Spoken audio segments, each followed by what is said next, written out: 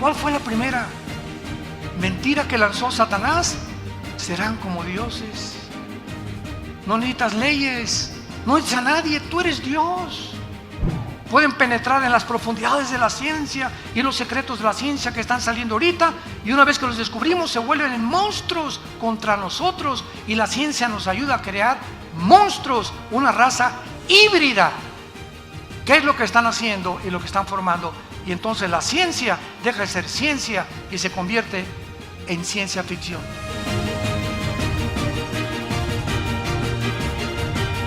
¿A qué tiempo podríamos llamar bíblicamente el tiempo del fin? ¿Cuándo podríamos saber bíblicamente que la historia ha llegado al final de la humanidad? ¿Acaso podríamos responder que será cuando explote o estalle la Tercera Guerra Mundial? ¿Que será lo que acabará con la humanidad? ¿O será la segunda venida de Cristo lo que termine la historia humana? Y todas estas preguntas las vamos a responder en esta serie del libro de Daniel, porque el libro de Daniel contiene las más claras profecías de toda la Biblia en cuanto a los tiempos del fin. La conferencia anterior, esta es la segunda parte que compartí hace algunas horas, vimos claramente un panorama de todo el libro de Daniel y de las profecías de Daniel que culminan con el capítulo 12. Pero la ventaja de que tú traigas tu Biblia ahorita es que si la abres en el capítulo 11, del 40 al 45, que es lo que antecede al capítulo 12 de Daniel, encontramos que en estos 5 versículos anteriores al capítulo 12 encontramos las guerras final del anticristo, donde él va a enfrentarse con el rey del sur, el rey del norte, posiblemente va a mudar su campamento, el anticristo, de la zona del Medio Oriente a Jerusalén, porque el capítulo 11 de Daniel termina diciendo que plantará las tiendas de su palacio entre los mares y el monte glorioso y santo, mas llegará a su fin y no tendrá quien le ayude. Vemos pues que el capítulo 11 termina describiendo el anticristo ya en Jerusalén, donde ya tiene sus cuarteles generales, lo que nos indica que no siempre, cuando el anticristo surja, tal vez firme el tratado de paz con los judíos 3 años y medio antes, pero posiblemente él tenga sus cuarteles en Irak o en Siria o en esa región del Medio Oriente. Por alguna razón se moverá a Israel a los 3 años y medio de la semana 70 de Daniel, y a los 3 años y medio llegando a Jerusalén, el anticristo va a entrar al templo judío, que les permitió anteriormente reconstruirlo y meter dentro del lugar santísimo del templo judío una imagen de él que se llama la abominación desoladora. Este término, abominación desoladora, es una imagen que en el capítulo 13 del Apocalipsis se nos explica que el falso profeta va a hacer que el mundo adore esta imagen. Y el momento en que el anticristo introduzca esta imagen suya en el lugar santísimo, desde luego profanando y burlándose ya claramente de los judíos, Cristo dijo en Mateo 24:15, cuando vean la abominación desoladora, hablándoles a los judíos, que habló el profeta Daniel, corran a los montes, porque habrá tribulación como jamás la ha habido en toda la historia. Entonces, el capítulo 12 del libro de Daniel inicia diciéndonos, en aquel tiempo, ¿cuál tiempo? Corresponde al versículo anterior. En el tiempo en que el anticristo se mude a Jerusalén, en ese tiempo que es a los 3 años y medio de la semana 70 de Daniel, se levantará Miguel, el gran príncipe que está de parte de los hijos de tu pueblo. El arcángel Miguel tiene asignada la misión especial y la responsabilidad, el deber de proteger y de cuidar al pueblo judío.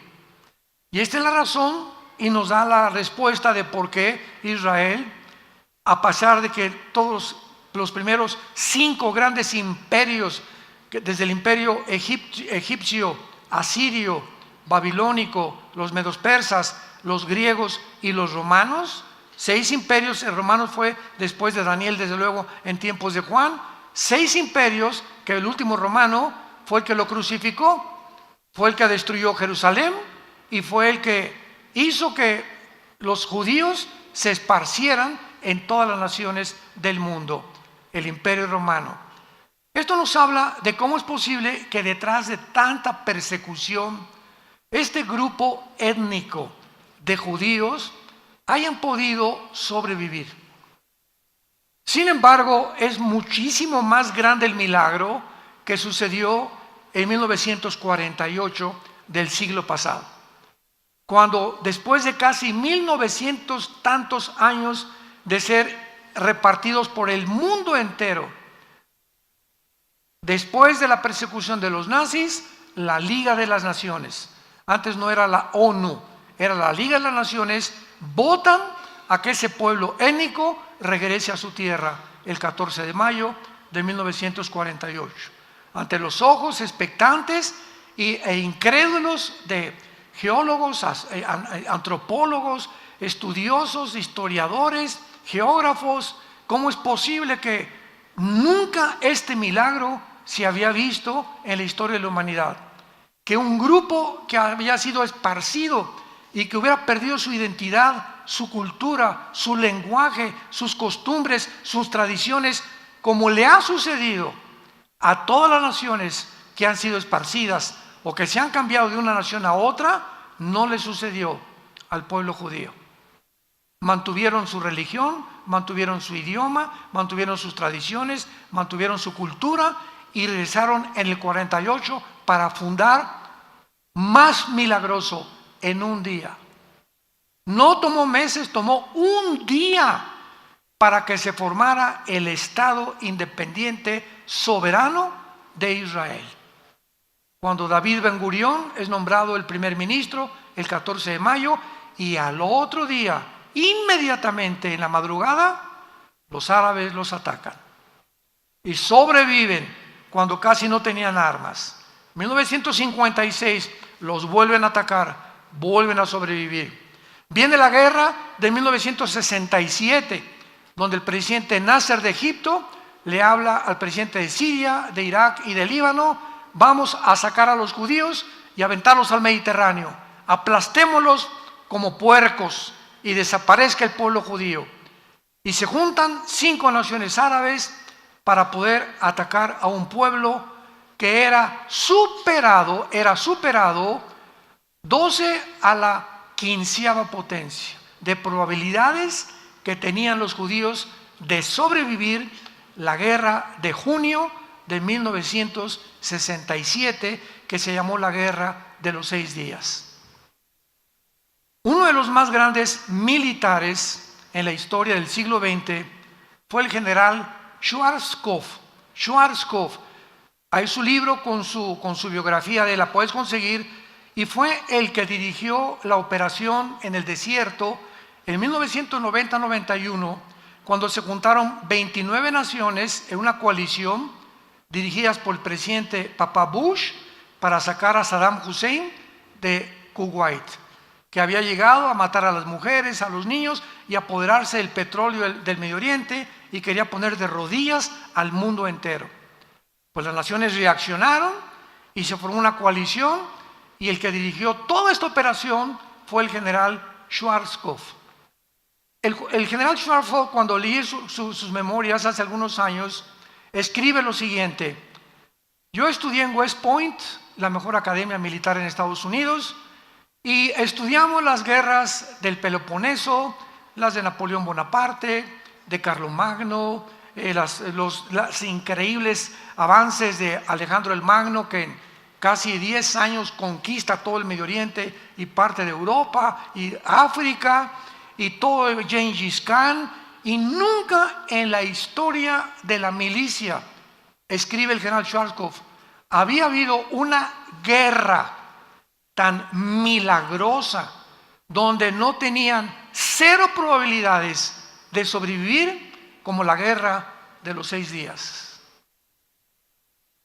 ¿Qué pasó en esta guerra? Bueno, pues se juntaron las 5 naciones árabes y los judíos, sabiendo que los árabes, principalmente en Egipto y en Siria, se levantan a las 7:30, 8 de la mañana y son considerados hasta el siglo XXI los judíos los pilotos más diestros y los mejores pilotos que los MiG rusos, que los de Inglaterra, que los F-35 de Estados Unidos. Los pilotos judíos se consideran los mejores pilotos del mundo. Ahora que fuimos a Israel, nos contaron nuestros guías que tienen las bases. ¿Dónde creen ustedes que tienen las bases ahora? Debajo de la tierra. Y de repente voy, ¡rum!, y sale un avión y voltea así, ¿dónde está? Se cierra inmediatamente, camuflajeado, el lugar de donde salió el avión.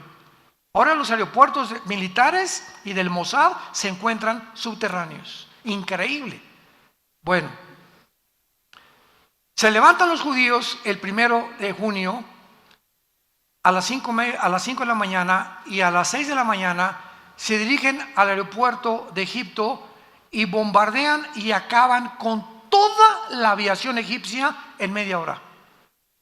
Se van a Siria y acaban con todos los aviones de sirios. Se van a Irak y acaban con todos los de Irak. En menos de 3 días tenían el control del aire. Y teniendo el control del aire, tienes el control terrestre del ejército y de la marina, si es que la marina va a intervenir. Que en este caso no intervino, no hubo necesidad. Y en 5 días habían llegado a las colinas del Golán, entraron a Jerusalén por primera vez desde que en el año 70 después de Cristo fueron expulsados, y ellos regresaron y entraron hasta las colinas del Golán, al norte de Israel, junto al mar de Galilea, que es la frontera con Siria.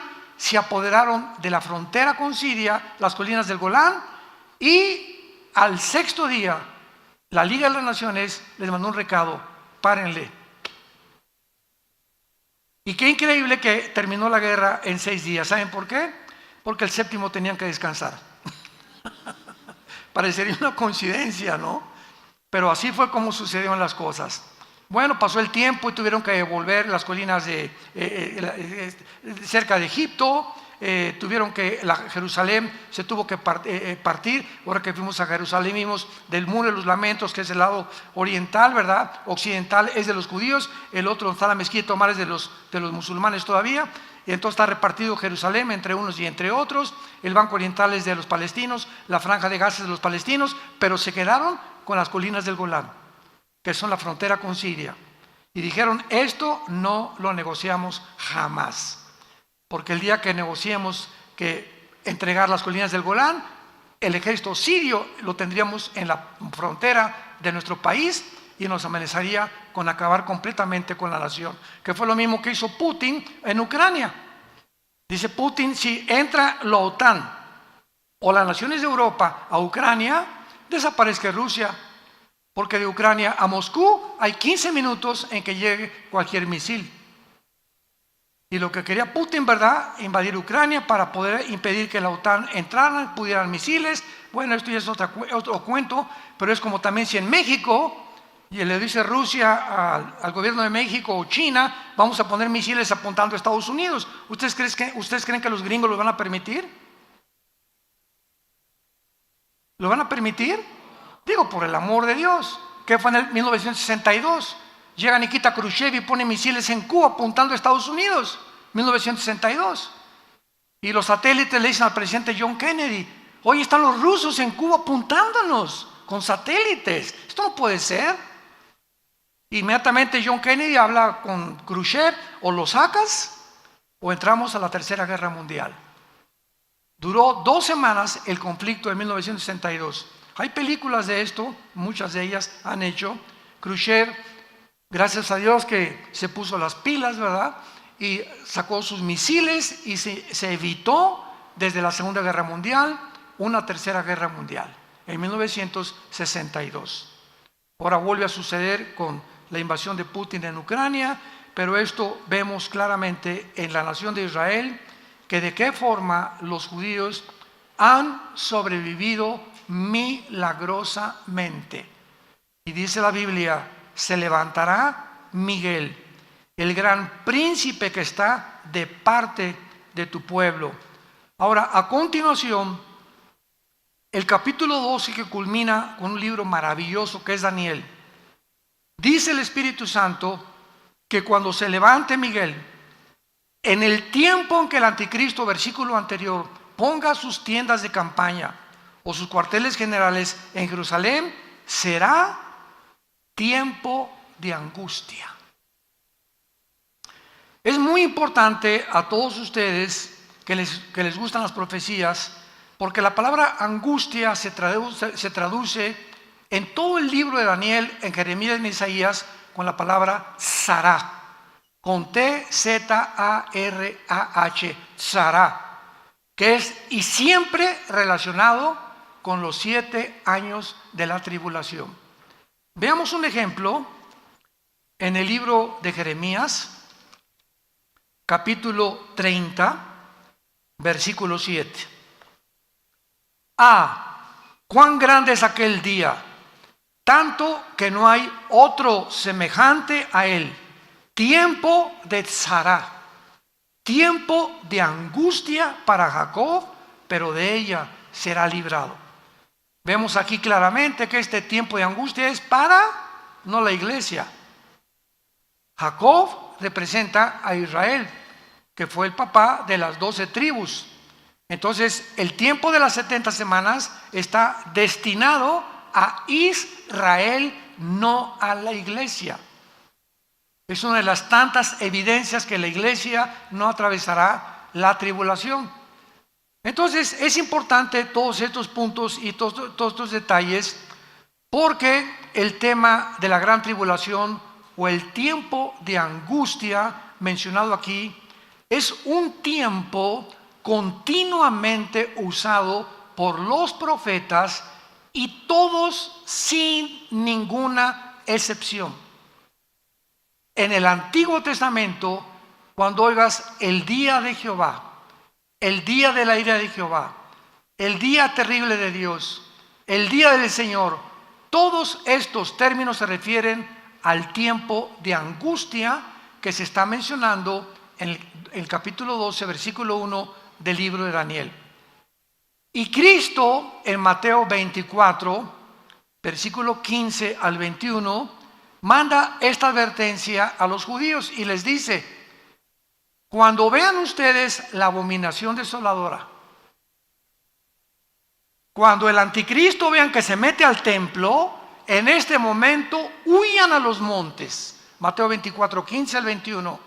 Porque será tiempo de gran tribulación como nunca jamás lo ha habido desde entonces. Y luego dice en el Evangelio de Lucas, capítulo 21, versículo 34, mirad también por todos ustedes, que sus corazones no se carguen de glotonería y embriaguez y de los afanes de esta vida. Y venga de repente sobre vosotros aquel día. ¿Cuál es aquel día? Se le llama día de 24 horas. Hay días de un año. Para Dios 1000 años es como un día, etcétera, etcétera. Aquí está refiriéndose a todo el tiempo de la tribulación. Porque como un lazo vendrá sobre todos los que habitan sobre la faz de la tierra, velad pues en todo tiempo, orando para que sean tenidos por dignos de escapar de todas estas cosas que vendrán y de estar en pie delante del Hijo del Hombre.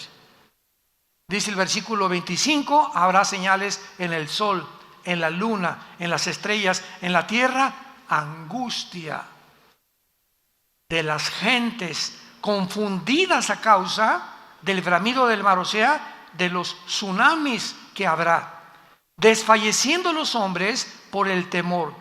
Esta palabra, desfalleciendo los hombres, es falta de aliento.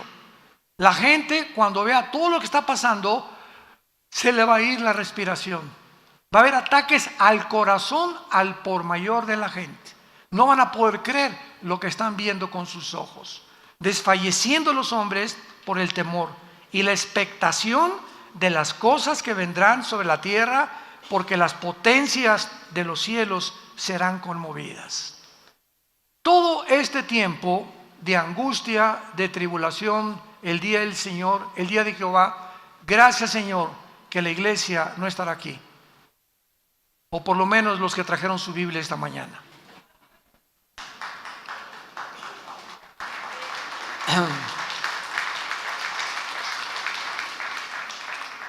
Ahora es interesante que desde el Antiguo Testamento, por ejemplo en el libro de Deuteronomio, capítulo 4, versículo 30, se profetizó esta angustia y este tiempo para Israel. Y dice, cuando estuvieran en angustia, la misma palabra, Sará, que se usa en Daniel 12:1. Cuando venga este tiempo de angustia, que no era tan claro cuando escribió Deuteronomio, y te alcanzaren todas estas cosas, sí en los postreros días. Esta palabra en el hebreo, a los que les gusta apuntar, apúntala, porque será la palabra clave en el libro de Daniel. Acharit, como suena con CH, Acharit, Yom con Y, que se traduce postreros días o los últimos tiempos. Esta profecía está claramente detallada y apunta al final de la historia de Israel. Y les dice Moisés, cuando en aquel tiempo de angustia les alcance todas estas cosas, y si se volvieran a Jehová su Dios y oyeren su voz, porque Dios misericordioso es, no te dejará, ni te destruirá, ni se olvidará del pacto que les juró a sus padres. Dios les dice con muchos años de anticipación a los judíos, viene un tiempo para ustedes peor que el de los nazis. Nosotros ahora lo conocemos, creemos que el de los nazis fue la persecución y el holocausto más grave que desde que los expulsaron a los judíos de España y los han perseguido durante 1900 años, pero el tiempo de la tribulación, dice la Biblia, nunca habrá un tiempo tan cruel, tan sanguinario, tan feroz, tan salvaje como en el tiempo cuando el anticristo los vuelva a perseguir. Hitler será como Pinocho comparado con el anticristo, de lo que no nos imaginamos que vendrá sobre el mundo entero. Y desde aquí se les advierte, si ustedes en ese tiempo se vuelven a mí, los voy a salvar. Y esto lo vemos claramente en Isaías capítulo 29, también en el Antiguo Testamento, y lo dice de la siguiente manera. Perdón, es Isaías capítulo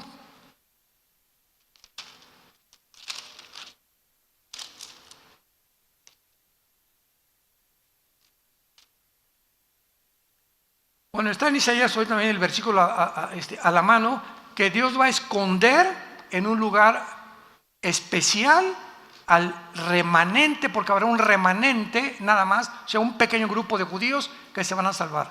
Todos los demás judíos, igual que los gentiles en esta época, se van a condenar. Los que no hayan puesto su esperanza en el Hijo de Dios. Y vemos nosotros claramente también aquí, ¿verdad?, que entonces todos estos pasajes que hablan de la tribulación también se mencionan en el Nuevo Testamento. El apóstol Pablo en la segunda carta a los Tesalonicenses, segunda carta a los Tesalonicenses capítulo 2, versículo 8, hablando de este tiempo, escribe Pablo: y entonces se manifestará aquel inicuo, que es el anticristo, a quien el Señor matará con el espíritu de su boca y destruirá con el resplandor de su venida. Inicuo, cuyo advenimiento es por obra de Satanás, con gran poder y señales y prodigios mentirosos, y con todo engaño de iniquidad para los que se pierden. ¿Quiénes van a ser engañados? Todos aquellos que van a perderse en el infierno. Todos los seres humanos, millones de seres humanos, se burlaron de Dios, nunca quisieron aceptar a Cristo, quisieron independizarse ellos. Yo voy a hacer mis 10 mandamientos, no tengo por qué someterme a ese Dios, yo soy Dios. yo puedo crear realmente el mejoramiento de mi familia, de mis hijos, etcétera, etcétera. Entonces, estas personas van a ser engañadas. Yo les contaba hace algunos momentos que mi esposo y yo vimos un video que nos conmovió tanto.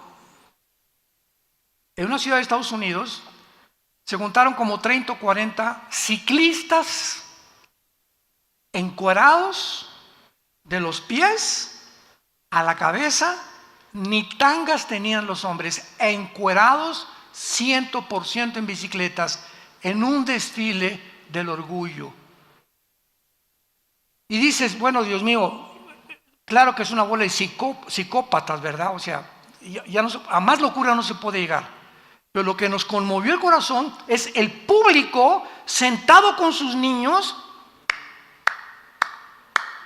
Increíble que la gente llegue el momento de aceptar algo inconcebible hace algunos años como normal. Increíble.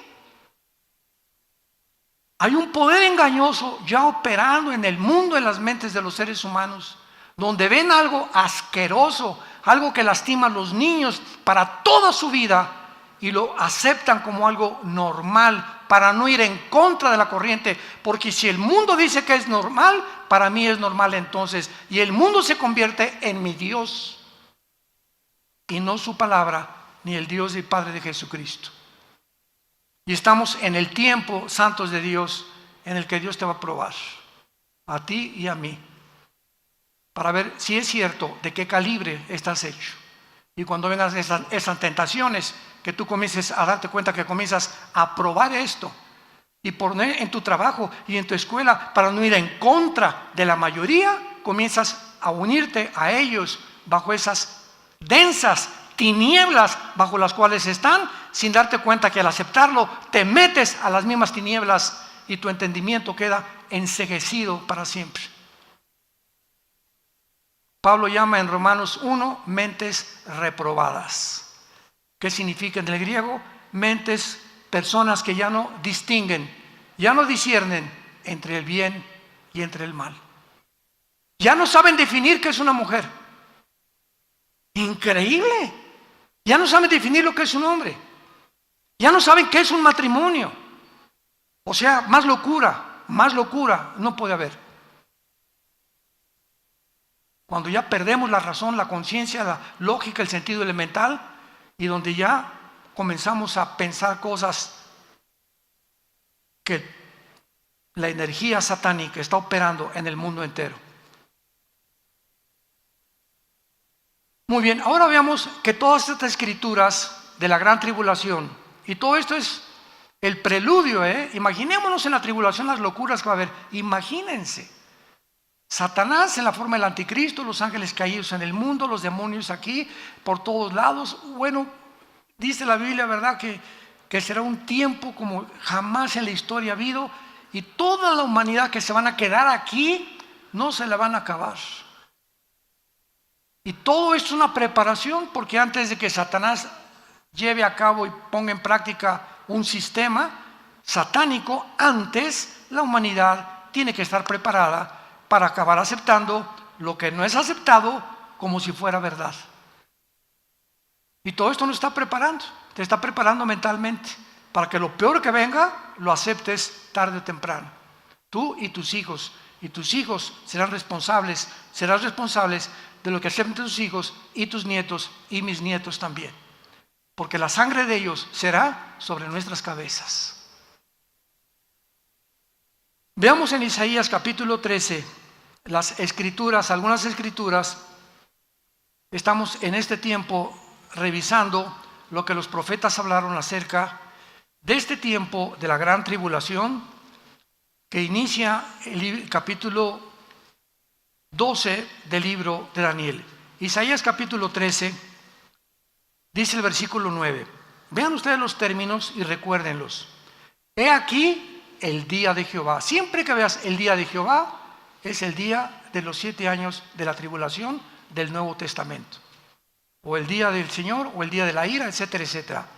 He aquí el día de Jehová viene, terrible, de indignación y ardor de ira, para convertir la tierra en soledad y raer de ella a sus pecadores.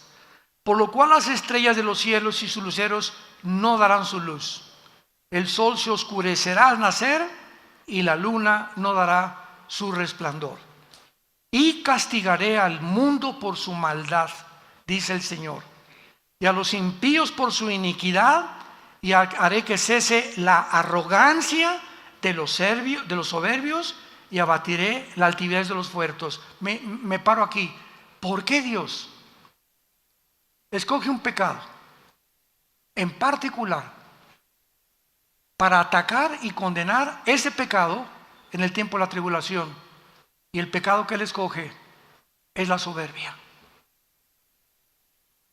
¿Cómo puede el señor Klaus Schwab, presidente del Foro Económico Mundial, haber declarado en Davos que van a inventar una Biblia con inteligencia artificial para borrar nuestra Biblia? Va a salir la Biblia gay a finales de este año, eliminando todos los pasajes que hablan de la homosexualidad. ¿Cómo puede el consejero de Klaus Schwab, director del Foro Económico Mundial, Noah Harari, un judío, decir esto? La Biblia no es un mito, Cristo nunca vino al mundo, no existe, seremos dioses. La tecnología y la genética nos ayudarán a crear, escuchen estas palabras, una super raza humana. Digo, esto es lógico porque desde hace cuánto que se promulgó la teoría de la evolución, más de un siglo, por Carlos Darwin. Y si llegamos a la conclusión, al aceptar la teoría de la evolución, que somos amibas, que no hay un creador, que todo es un accidente, y que entonces lo único que necesitamos es un mejoramiento evolutivo, y hemos llegado ahora con la ciencia y la tecnología, nos van a ayudar a evolucionar a un nivel superior. Pues es lógico que habiendo creído una mentira, dé paso a otra mentira y la mentira a otra y otra, y se vuelve una torre de Babel hasta que inunda el mundo entero de mentiras, y la humanidad llega al siglo XXI a creerlo, que podemos mejorar la raza con la genética y la tecnología moderna. A esto hemos llegado, iglesia y familia de Jesucristo. Abatiré la altivez de los fuertes. ¡Qué soberbia! Le creyeron la mentira de Satanás a Eva en el huerto del Edén. ¿Cuál fue la primera mentira que lanzó Satanás? Serán como dioses. No necesitas leyes, no necesitas a nadie, tú eres Dios. Tú puedes ser el jefe de tu familia sin consultar a Dios.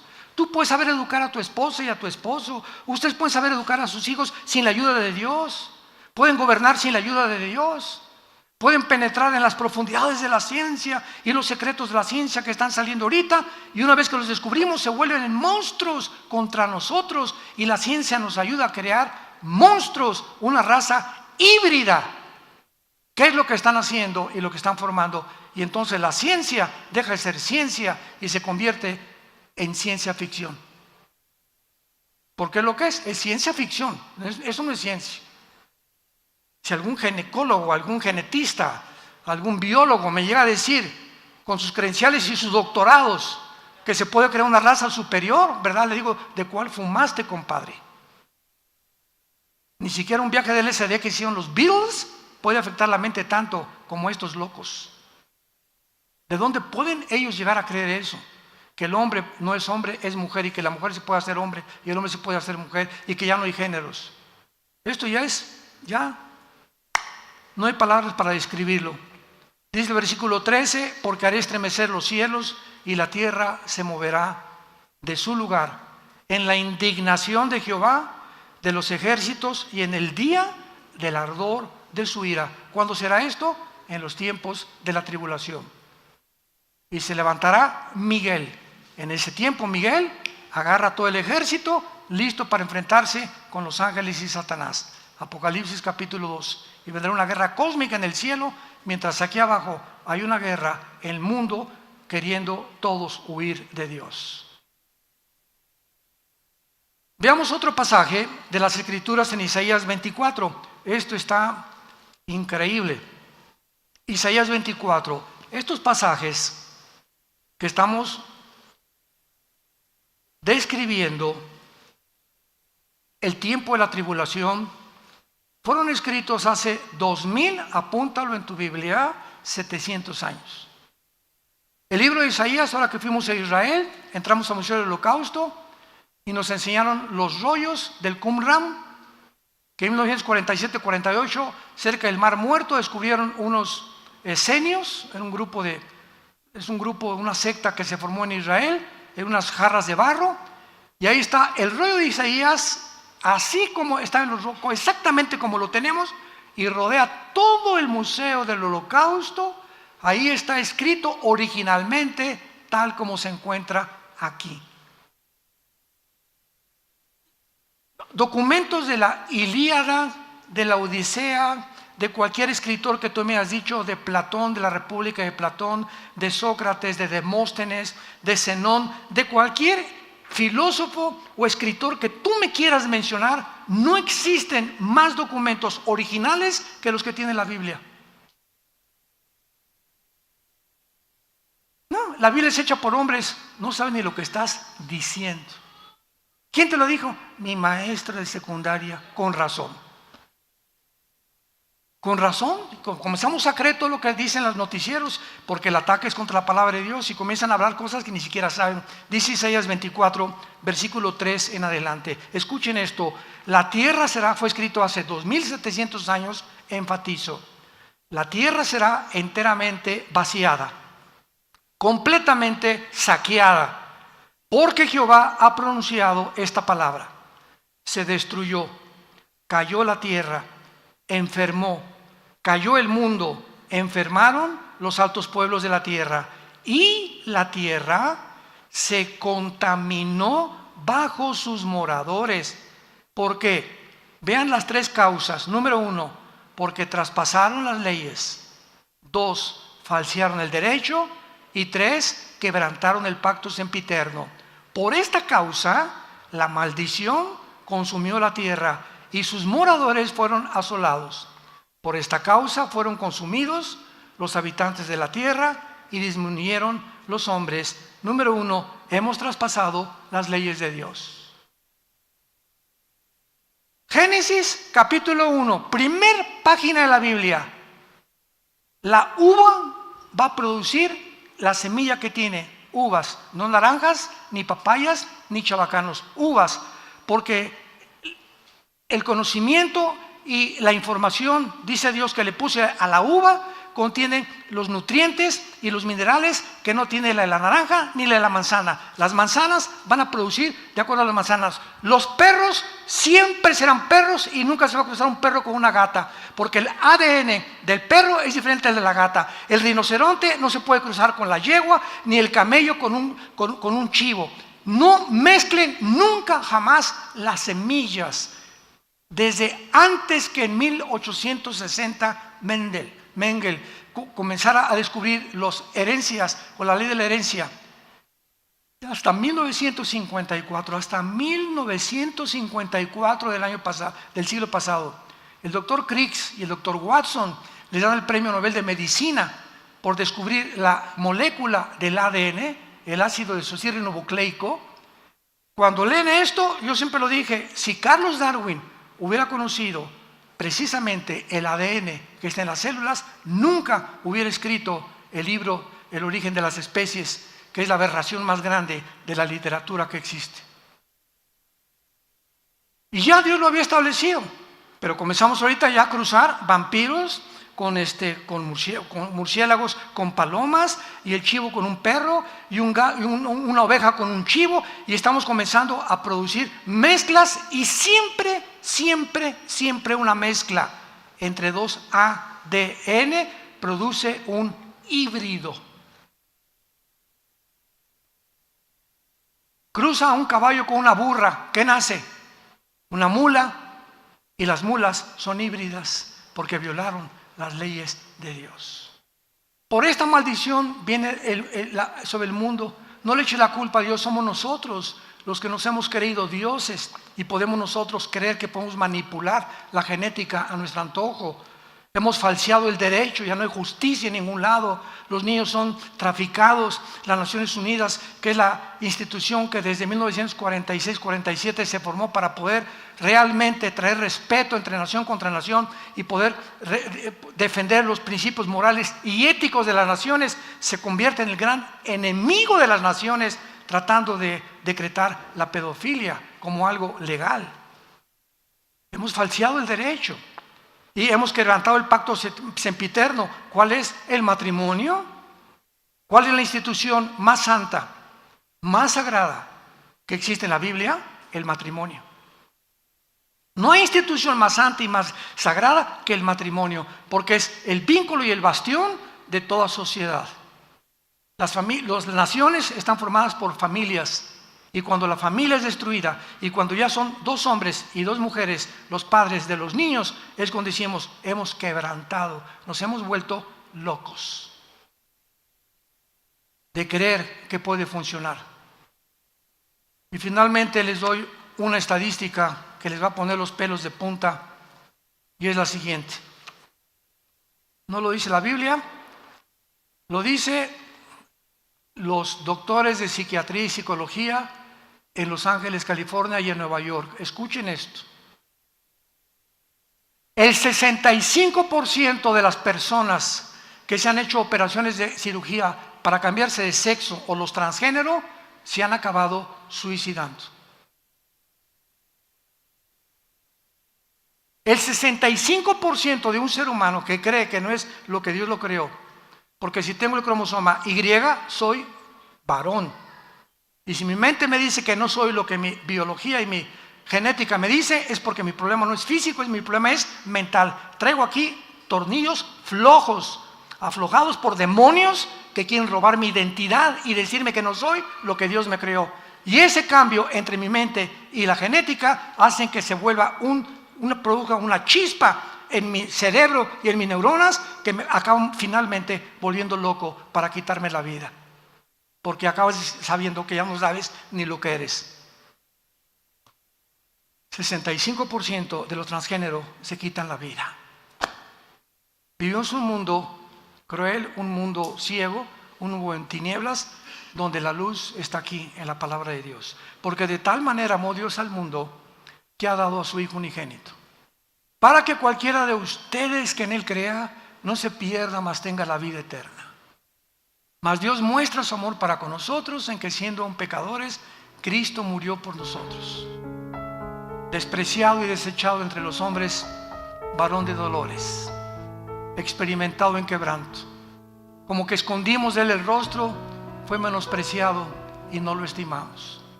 Le pusieron espinas en la cabeza y clavos en los pies. Y a los 3 días abrió la tumba para decirnos, yo soy la resurrección y la vida. Tu vida no va a acabar en la tumba, ni cuando te cremen. Tu vida después de la tumba sigue continuando y solamente hay 2 lugares: te reunirás conmigo o te condenarás eternamente. Y nunca digas que yo te condené. Como decíamos ahora que estábamos en Israel, decía el guía, si alguno nos bajamos del camión a un Belén, por ejemplo, y ahí está la hermana Chole comprando y el camión se fue, nunca diga, la dejamos, ella se quiso quedar. No me echen la culpa, dijo el guía. Y así es Dios, como dijo una viejita un día, Dios no manda a nadie al infierno, porque es un Dios bondadoso y misericordioso. Le dije, amén, amén, amén. Ellos se van solitos. Dios no manda a nadie a la condenación. Para eso mandó a su Hijo. Él no quiere que te pierdas, quiere salvar tu familia, tu matrimonio y tus hijos. Pero tenemos que obedecer el Evangelio de su gracia. Padre, te damos gracias en esta mañana por tu preciosa palabra. La única luz que tenemos, nada hay torcido ni perverso en ella. Toda ella es recta al que entiende y razonables a los que han alcanzado la sabiduría. Aún en nuestra vejez estaremos fuertes y vigorosos y daremos frutos para anunciar que tú eres la fortaleza de nuestra vida. Y aun cuando los muchachos corren y se cansan, los que esperamos en ti tendremos alas y nuevas fuerzas como el águila, simplemente porque obedecemos y hemos creído que tu palabra es verdad. En esta mañana muchos de ustedes que nos ven a través de los medios de comunicación que no tienen a Jesucristo, que en esta mañana Dios te ha hablado y te ha dicho que tal vez pueda ser que es la última vez que Dios te habla. Ábrele tu vida a Jesús con estas palabras: Señor, perdona mis pecados. Sé que mi vida no te agrada y he vivido en un mundo de tinieblas, de desobediencia, de ansiedad, de estrés, de falta de esperanza. Mas ahora creo que tú resucitaste entre los muertos y te pido que entres a mi vida en este instante como mi Señor y Salvador. Creo que con tu sangre en la cruz pagaste toda la cuenta de todos mis pecados y nunca tendré suficientes palabras para decirte gracias. Gracias por tan grande salvación. En el nombre de Jesús. Amén. Dios bendiga su palabra. Los cielos y la tierra pasarán, pero mi palabra permanecerá. Hola, ¿sabías que puedes ver este video y otros dentro de nuestro canal de YouTube? Nada más recuerda suscribirte a nuestro canal y activar la campanita para que te puedan llegar las notificaciones cada vez que cargamos un video nuevo y puedas ser el primero en verlo y disfrutar de todo nuestro contenido.